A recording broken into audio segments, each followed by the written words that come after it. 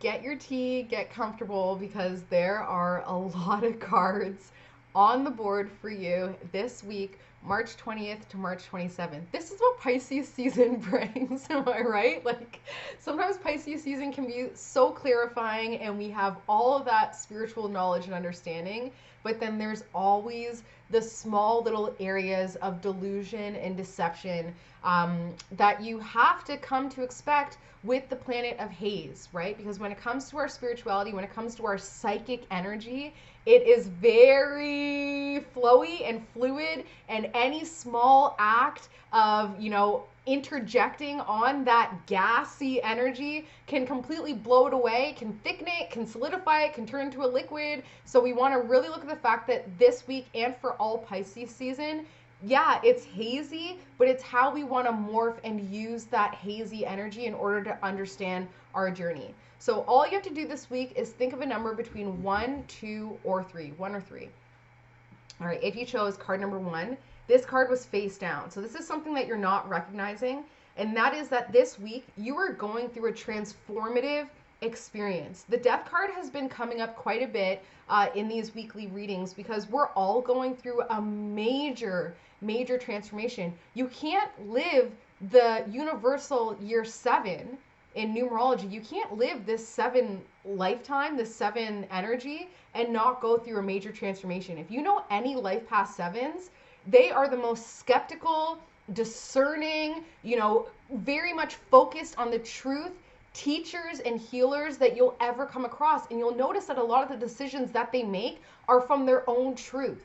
I love reading for 7s because I know they're going to challenge me the most, and it's such an honor because I know that they see I'm genuine. Because the 7s, even if you have 7 in your birthday, put a message in your comment. Do you have a 7 in your birthday? Even if you're born in 1987, are you a life past 7? Drop your 7 energy and your experience with it below, because this week, major transformations, rebirth, Phoenix rising from the ashes. It's the quintessential 7 energy of being able to throw a match on something that you know is false and walk away unscathed. Being like, I don't have any shame in burning this establishment down because it's not true. It's false. So the 7 energy all this year is going to be exposing all the falsehoods. And that's not just globally, that's in your personal life as well. When all the planets went direct back in February and you saw clarity, you saw people for who they are, it is now on you to light the match and burn it up, burn up the establishment and move forward, creating space for something that's more in alignment with your spiritual healing. All right. Card number 2 is where there were a lot. So give me 1 second to process this. We have a new beginning, new physical beginning with a masculine air sign, a Libra, Aquarius, Gemini, who's in their alpha masculine energy, is bringing a lot of opportunities and a lot of movement. However, there is still that fear of betrayal, that fear of deceit. And with this fear, what ends up coming is a major tower moment to make you recognize the greed and the power hoarding that is pervasive and around you at every moment. The masculine air sign is not necessarily the source of the deception or of the greed, but a lot of the times the masculine air signs, well, the air signs period, they can infiltrate other people through their thoughts. So a lot of the times the air signs, and the air signs are the first ones to be manipulated as well, because they're going to overthink everything. And when someone's so much in their mind, you can get away with anything in front of them, right? Because they are, So everything in front is very easy to kind of snatch or move around or whatever, or shift, because the air sign is so in their mind. So with that being said, you're starting something new with this masculine air sign. You have to be the one who's on guard, who's being like, okay, you do all the thought process, you think about what needs to be done, you analyze everything, but I'm going to be focusing on the things right in front of us that people, situations, and energies are trying to pull and snatch away from us. So if you chose card number 2, this week, Starting something new physically with a masculine air sign will bring in a lot of opportunities and a lot of movement, but with those opportunities brings in deception as well, which then will cause a Tower card moment. And it's isolated to the weak, so it shouldn't be as brutal as the Tower card can tend to be. And it's really just as a way of showing you where in your foundation there's greed, there's power hoarding, there's money hoarding, there's, narcissism. It's really just to shake up everything in your life so you can see what's truly at the source, which, like I said, is greed.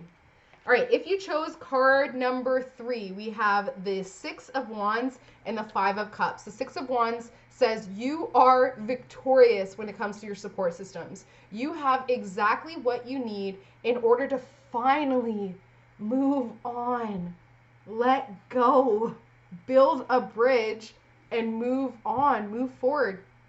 You're still in your mourning stage when it comes to 3 situations in your past. There are 2 situations, 2 emotional connections that are desperate for you to move on because they truly want to support your healing process. They want to support your journey of moving through, but they're not going to wait forever. And it's not fair for you to expect them to wait forever because you put so much energy into the 3 of the past. The 2 who are there supporting you, they're being neglected. So just this week, really try and focus in on the people that have supported you. There's at least 2 who have always been ride or die. One meditation I just did, which was awesome. Next time you're doing a meditation, try and pull in. You bring them to a stage, and each person you bring in, every person that you're connected to, maybe write it down first so you can figure it out. And you just ask them, are you here to support my higher self, my best version?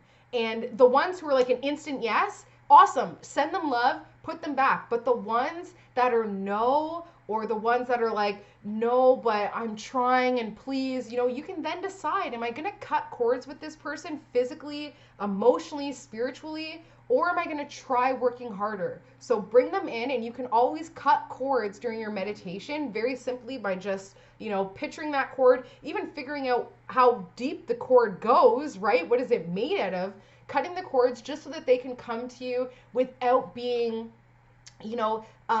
like phased. You know what I mean? There's not all of that karma attached to it. It's just like a clean and fresh new connection that doesn't have all the buildup from the past. So I like to do it with friends, with family, just giving them an opportunity for a clean slate, and not holding them energetically to the past. So if you chose card number 3, it is time to recognize the support systems in your life are desperate for you to move on and recognize them as that guide, as the people that want to help you move on. And it's time to put some energy into them this week. Give them that love, give them that support back, whatever way, shape, or form that means, or else you're going to lose them and you're going to be in the same position, but you're going to add 2 more cups to it. Okay? If you would like a personalized reading, you can find me on Instagram at BeyondYourSunSign, or you can email me directly, beyondyoursunsign@gmail.com. Love you, and I hope you have an amazing week. Bye.